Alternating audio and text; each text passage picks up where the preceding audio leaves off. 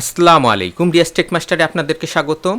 আজকে আমরা দেখব গাড়ি পার্কিংয়ের লোকেশন কিভাবে আমরা গুগল ম্যাপে সেভ করে রাখতে পারি। তো প্রথমে আমরা গুগল ম্যাপে চলে যাব। এবার এখান থেকে আমরা দেখব এই মুহূর্তে আমি যেই লোকেশনে আছি এবং সেখানে যদি আমার একটি কার থেকে থাকে তাহলে এই লোকেশনটি আমি চাইলে সেভ করে রাখতে পারি, যাতে পরবর্তী আমি যদি এখান থেকে অন্য কোথাও দূরে কোথাও চলে যাই যাতে এই লোকেশনটি আমি খুব সহজেই খুঁজে পেতে পারি।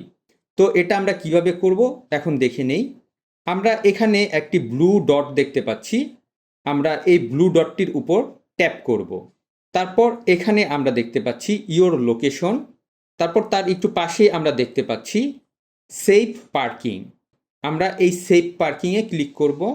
এখানে আমরা দেখতে পাচ্ছি পার্কিং লোকেশন এবং এখানে একটি লাল পয়েন্ট হয়ে গেছে এবং তার পাশেই লেখা আছে ইউ পার্কড হেয়ার।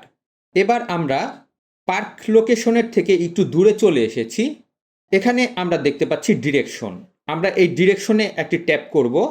ডিরেকশনে ট্যাপ করার সাথে সাথেই আমার যেখানে গাড়িটি পার্ক করা আছে সেই পার্কটি কোথায় আছে তা আমাকে দেখিয়ে দিচ্ছে। এখন আমি এই লাইন ধরে বা এই রাস্তা ধরে সেখানে গেলেই আমি আমার কার পার্কিংয়ের এরিয়াটি পেয়ে যাব। তো এভাবেই আমরা চাইলে কার পার্কিংয়ের লোকেশনটি সেভ করে রাখতে পারি। এবার আমরা দেখব এই কার পার্কিংয়ের লোকেশনটি কিভাবে আমরা এখান থেকে রিমুভ করব।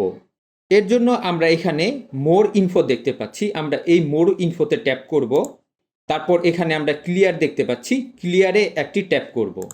আমাদের কার পার্কিংয়ের লোকেশনটি এখান থেকে রিমুভ হয়ে গেছে।